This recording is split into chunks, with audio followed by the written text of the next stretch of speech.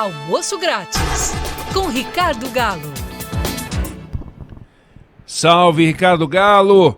Vem cá, a gente está falando sempre da economia, de olho na economia, né? Os juros são uma arma do Banco Central para controlar a inflação que está crescendo, eu não vou chamar de galopante ainda, mas que parece que vem uma expressão que vem junto, mas não dá para você controlar a inflação só com juros, né? Do contrário, seria tudo muito fácil. Infelizmente não é. O que mais a gente tem que fazer, o que mais o Brasil tem que fazer para poder vencer a inflação? Bom, primeiro, boa tarde a vocês e parabéns pela campanha. Eu vi você, Débora, e o Oineg falando sobre a vacinação, que é um negócio coletivo. De fato, a vacinação só funciona quando uma parcela muito grande da população, na sua totalidade, ela é vacinada. De fato, tem os economistas têm teoria de jogos que chama isso.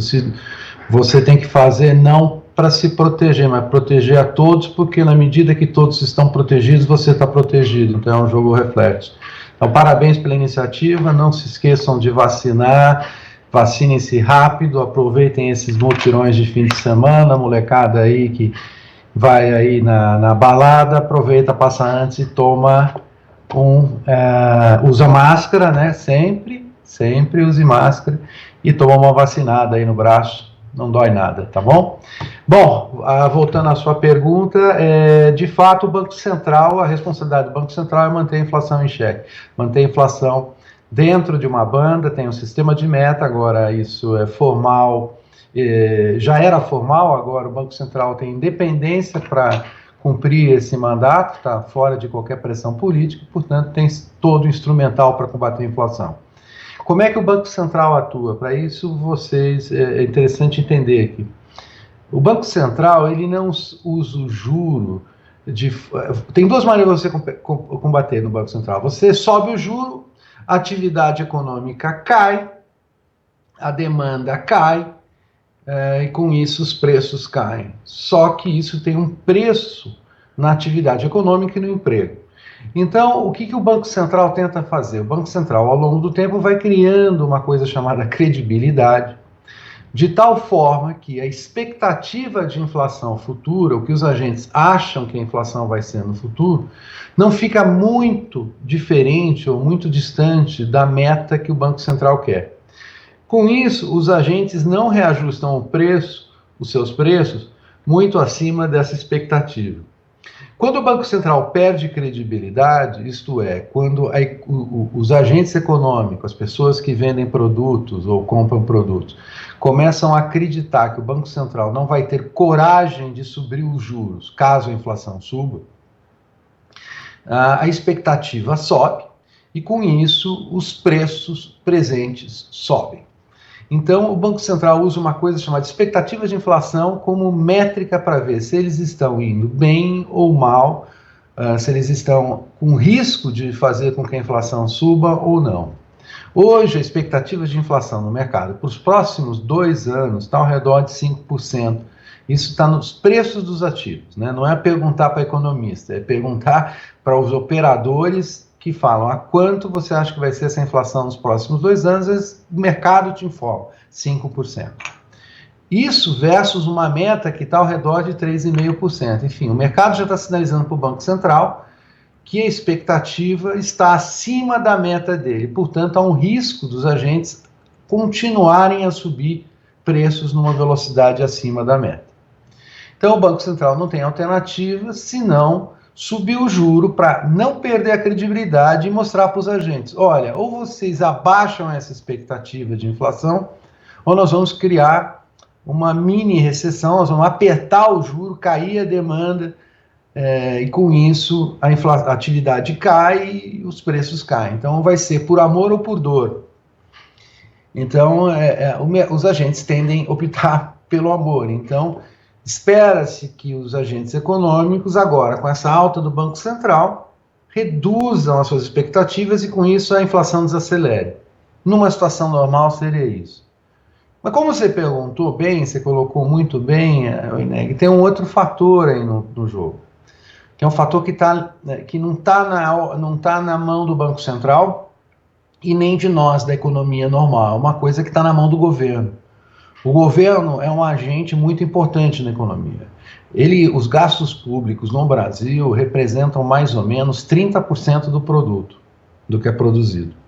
Então, se o governo aumenta seus gastos, o que acontece? A demanda por bens e produtos aumenta e isso gera uma pressão de demanda que faz os preços subirem. Independente da política do Banco Central. O governo não diminui o seu consumo quando o Banco Central sobe juros. Ele não faz isso, ele não reage como nós, na economia privada, como seres racionais que somos, né? Então, o que acontece? Quando a política fiscal fica descontrolada, ou há risco que essa política fiscal se descontrole no futuro próximo, o que o mercado faz? O mercado fica esperando, vai ter mais gasto lá na frente, eu vou subir as minhas expectativas de inflação. Eu acho que a inflação será mais alta, apesar do Banco Central estar subindo o juro. Por quê? Porque o governo brasileiro é indisciplinado fiscalmente e a probabilidade maior é que ele suba os gastos no futuro ou não reduza. E, portanto, a inflação vai ficar pressionada no futuro, logo eu tenho que subir a expectativa. Quando se sobe a expectativa, a coisa mais racional para se fazer é já subir o preço já. Se você acha que os preços vão subir no futuro, suba antes. Então, isso força que o Banco Central tenha que subir mais o juro. Portanto, é fundamental que a política fiscal não jogue contra o trabalho da política monetária. Entendeu? Isso aconteceu no governo Dilma, que o Banco Central tinha que subir o juro para conter o aumento de gasto público. E, portanto... Opa! Alô? Oi? Estamos aqui. Estamos ouvindo. É que entrou uma outra então tá imagem. bom. A sua imagem deu black aqui no ar, mas você estava com áudio. Não, eu entrei na CPI e eu já estava ficando nervoso. Você ia ter que depor, né? Já fazendo juramento, né, Galo? Não. Essa experiência eu nunca tive, espero não tê-la. Então, o ponto é esse, resumindo, o ponto é esse. A política fiscal é um componente importante para você reduzir a pressão inflacionária. E o governo, nos últimos meses, eu acho que tem contribuído para aumentar a insegurança da política fiscal. O governo vem com um truque de adiar pagamentos que são devidos, o tal dos precatórios, para frente, isto é, o governo prefere adiar o pagamento de um gasto do que conter os gastos atuais. O governo quer liberar espaço do orçamento artificialmente, furando o teto de gastos para gastar mais, enfim. O governo, numa reforma tributária que tinha tudo para ser muito boa, o governo conseguiu destruir isso. Essa reforma vai implicar numa redução de impostos, que, portanto, piora a situação fiscal do país. Então, de um lado, você tem o Banco Central tentando controlar a inflação, e do outro lado tem o ministro da Fazenda e a equipe econômica e o governo Bolsonaro expandindo o gasto público, piorando as contas públicas. Inclusive, hoje, o presidente do Banco Central, o senhor Roberto Campos Neto, ele afirmou isso de uma maneira bastante educada, que os riscos fiscais estão aumentando e isso atrapalha a condução da política monetária, força que o Banco Central tenha que ser mais rigoroso e, portanto, suba mais o juro e a economia sinta mais. Enfim, essa história de gasto público, né, ele é bacana, tem necessidades em várias áreas de mais investimento público, tudo é legítimo, mas tem limites para isso, porque a sociedade como um todo acaba pagando. Não adianta achar que basta o governo gastar, alguém tem que financiar esse gasto. Entendeu? O governo gasta, alguém tem que financiar. E quanto mais o governo gasta, mais financiamento ele precisa, mais juro ele tem que pagar e, portanto, o custo para a economia como um todo aumenta. Então as pessoas não têm essa consciência ou esquecem isso. A cada 4 ou 5 anos a gente tem esses pequenos surtos inflacionários que forçam o Banco Central a subir o juro, e aí as pessoas adquirem consciência que gasto fiscal tem impacto na inflação, aí se vem uma rodada de disciplina fiscal, até o momento que o Banco Central pode até baixar os juros, aí vem uma nova rodada de indisciplina fiscal. Nós estamos repetindo esse ciclo mais ou menos há 20 anos. E por isso que as taxas de juros no Brasil, em média, são maiores do que elas deveriam ser para uma economia como a nossa. Nosso juro é muito mais alto.